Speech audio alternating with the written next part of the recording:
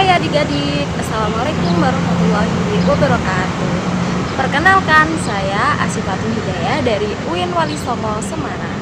Kalian boleh memanggil dengan Bu Sipa ya. Oke, hari ini kita akan belajar tentang tema 3 kelas 5 subtema 1, bagaimana tubuh mengolah makanan. Bagian pembelajaran 1. Nah, sebelum kita memasuki pembelajaran, adik-adik harus tahu apa kompetensi yang harus adik-adik capai dalam pembelajaran kali ini. Yang pertama, kalian mampu mengidentifikasi kata kunci pada iklan media cetak. Lalu yang kedua, siswa mampu menemukan informasi tentang organ-organ pencernaan hewan. Yang ketiga, adik-adik harus mampu menjelaskan organ-organ pencernaan hewan dan fungsinya. Nah, kita masuk ke pembelajaran 1 ya adik-adik. Oke, kita lihat dulu, ada gambar di atas. Nah, apakah kalian selalu makan makanan sehat seperti yang kamu lihat pada gambar ini?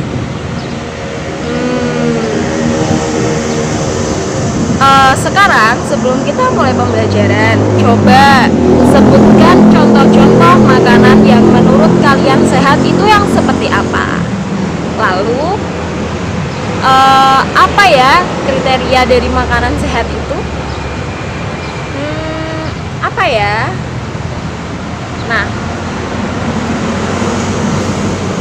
makanan sehat itu baik untuk tubuh kita. Tubuh manusia mengolah makanan menjadi nutrisi yang bermanfaat bagi kesehatan dan pertumbuhan tubuh. Untuk menjadi lebih jelasnya, Ibu akan membacakan dialog antara Dayu dan Edo. Dayu, wah, sarapannya sedap sekali hari ini. Edo, sarapan apa kamu pagi ini Dayu? Kalau aku seperti biasa, nasi, sayur, dan telur mata sapi sudah cukup. Ibuku membuat bubur ayam istimewa Edo. Aduh, semuanya terdengar enak untukku. Sekalipun hanya nasi, sayur, dan telur mata sapi. Apalagi kalau bubur ayam istimewa. Bersyukurlah kita dikaruniai sistem pencernaan teman-teman. Dengan begitu, makanan yang kita makan dapat membawa manfaat untuk tubuh kita. Betul juga ya.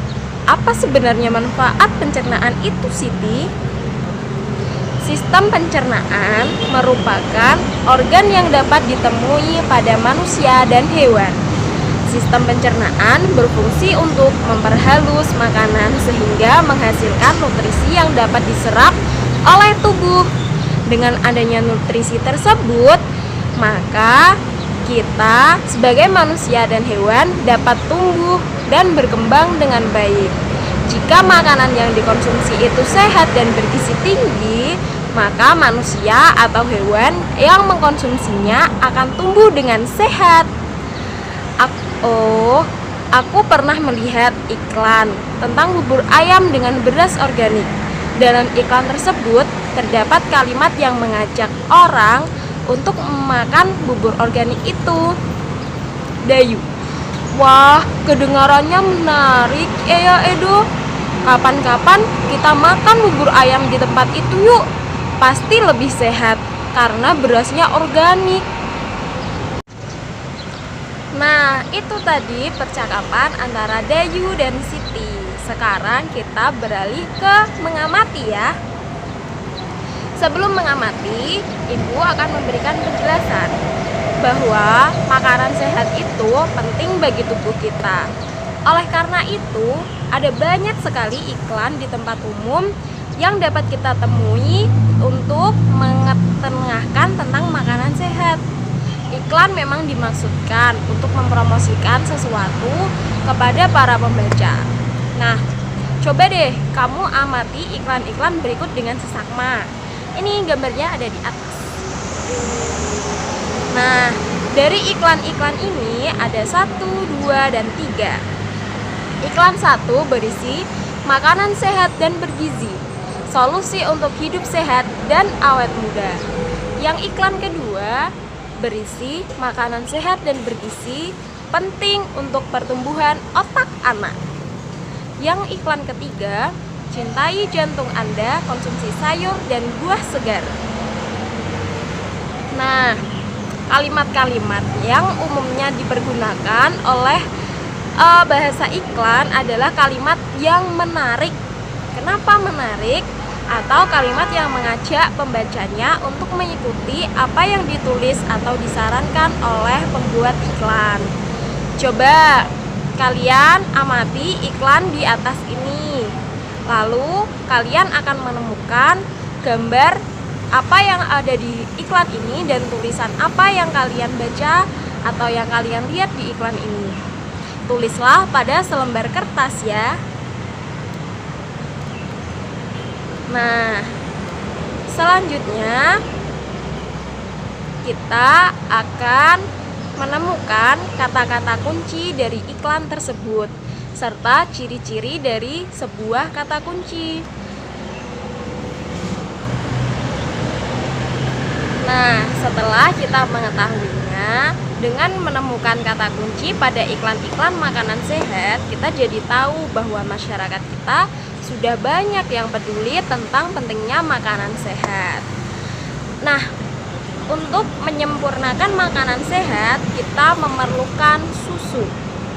Seperti yang kita ketahui, susu umumnya dihasilkan oleh sapi. Apa yang dimakan sapi sehingga dia dapat menghasilkan susu?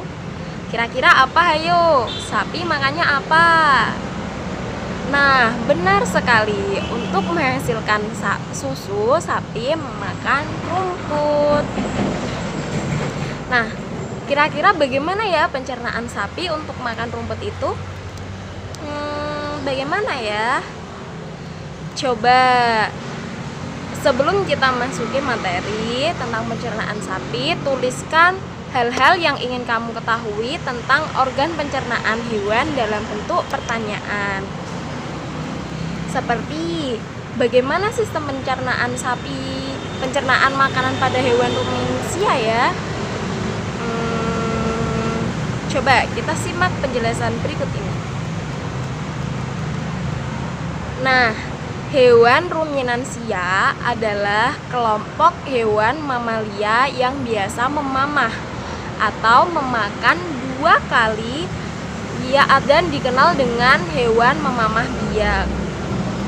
Contoh hewan ruminansia adalah sapi, kerbau, rusa, domba, kambing, dan kijang. Nah, sistem pencernaan ruminansia pada hewan ruminansia itu lebih kompleks dibandingkan pencernaan hewan lainnya. Pada hewan ruminansia terdapat 4 bagian lambung dengan berfungsi yang spesifik. Selain itu, pencernaan makanan pada hewan ruminansia dibantu oleh beberapa mikroba atau bakteri, biasa disebut protozoa. Mikroba tersebut dapat membantu mencerna rumput. Coba kamu perhatikan penjelasan mengenai proses pencernaan pada hewan di samping ini dengan seksama. Nah, ini sudah ada gambar dari proses pencernaan hewan ruminansia berupa sapi. Mekanisme pencernaan makanan pada hewan ruminansia. Nah, seperti yang telah dijelaskan sebelumnya, salah satu hewan ruminansia ialah sapi. Mari kita baca informasi mengenai organ pencernaan sapi ya.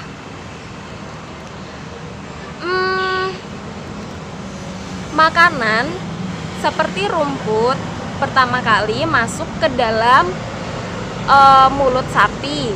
Di dalam mulut sapi terdapat organ-organ pencernaan seperti berikut. Yang pertama adalah gigi. Gigi sapi tersusun dari gigi seri yang berguna untuk memotong makanan dan gigi geraham yang berguna untuk mengunyah makanan. Lalu yang kedua adalah lidah sapi. Lidah sapi ini berguna untuk merenggut rumput, dan mendorong makanan yang sudah digunyah menuju lambung. Yang ketiga adalah saliva. Saliva ini merupakan cairan atau enzim khusus yang dihasilkan oleh kelenjar khusus pada sapi yang kemudian disalurkan ke dalam rongga mulut. Saliva berperan dalam proses pencernaan kimiawi. Nah, lambung sapi itu berbeda dengan lambung manusia. Ukurannya pasti jauh lebih besar. Lalu, lambung sapi merupakan organ pencernaan yang sangat penting bagi sapi. Lambung sapi terdiri atas 4 bagian, yaitu yang pertama rumen, yang kedua retikulum, yang ketiga omasum, dan yang keempat abemasum. Oleh karena itu, sapi dapat dikatakan memiliki 4 perut. Coba lihat gambar di atas ini. Kira-kira apa ya fungsi 4 lambung untuk sapi itu? Apa yo? Nah, berikut ini bagian-bagian dari lambung sapi. Bagian rumen atau perut besar, yaitu tempat terjadinya pencernaan dengan bantuan mikroba atau bakteri. Di sini makanan dicerna hingga menjadi bubur dengan gerakan mengaduk yang dilakukan oleh dinding rumen. Pada saat sapi beristirahat, makanan kembali ke mulut dan dikunyah kembali. Setelah dikunyah, untuk yang kedua kalinya, makanan masuk ke retikulum atau perut jala. Di dalam retikulum, makanan kembali mengalami proses fermentasi dengan bantuan bakteri anaerob dan protozoa. Di dalam bagian perut ini terjadi proses absorpsi dan penyaringan benda-benda asing yang masuk bersama makanan sehingga tidak masuk ke dalam omasum atau perut kitab. Nah, kalau di omasum atau perut kitab itu terjadi di dalamnya makanan dicerna dengan bantuan enzim pencernaan. Selanjutnya makanan masuk ke dalam abomasum. Di dalam abomasum atau biasa disebut perut masam, perut bagian inilah yang sebenarnya disebut dengan lambung. Mengapa? Karena di sini makanan dicerna dengan bantuan enzim pencernaan pepsin yang dihasilkan oleh abomasum. Nah, begitu jadi ceritanya. Setelah melewati seluruh proses pencernaan makanan di dalam abomasum, makanan bergerak menuju usus halus. Panjang usus halus seekor sapi dewasa dapat mencapai 40 meter. Di dalam usus halus terjadi proses absorpsi dan fermentasi. Selanjutnya, sisa-sisa makanan akan dikeluarkan melalui anus. Nah, setelah kita mengetahui proses pencernaan pada sapi, selanjutnya kita akan berkreasi, yaitu dengan membuat gambar berupa bentuk sapi seperti gambar di atas ini. Nah, yang pertama yang harus kita lakukan adalah gambarlah hewan sapi seperti di atas ini pada satu lembar kertas berukuran A3, atau teman-teman bisa menggunakan ukuran A4 juga boleh. Lalu buatlah gambar sebaik mungkin, kemudian lengkapi dengan gambar tersebut dengan hal-hal berikut ini. Yang pertama, memberi nama setiap bagian organ pencernaan pada hewan sapi seperti di atas. Lalu yang kedua, memberi tanda panah atau gunakan warna merah untuk menggambarkan perjalanan makanan pada sistem pencernaan sapi. Yang ketiga, warnai gambarmu sebaik dan semenarik mungkin. Yang keempat, jangan lupa untuk menuliskan nama dan kelas pada ujung kertas gambar yang akan digambar sapi ini ya. Nah, hari ini kita sudah belajar tentang makanan sehat, dan proses pencernaan pada hewan ruminansia. Semoga adik-adik dapat mengambil pelajaran yang bermanfaat dan dapat menemukan ilmu baru ya. Cukup sekian. Wassalamualaikum warahmatullahi wabarakatuh. Dadah.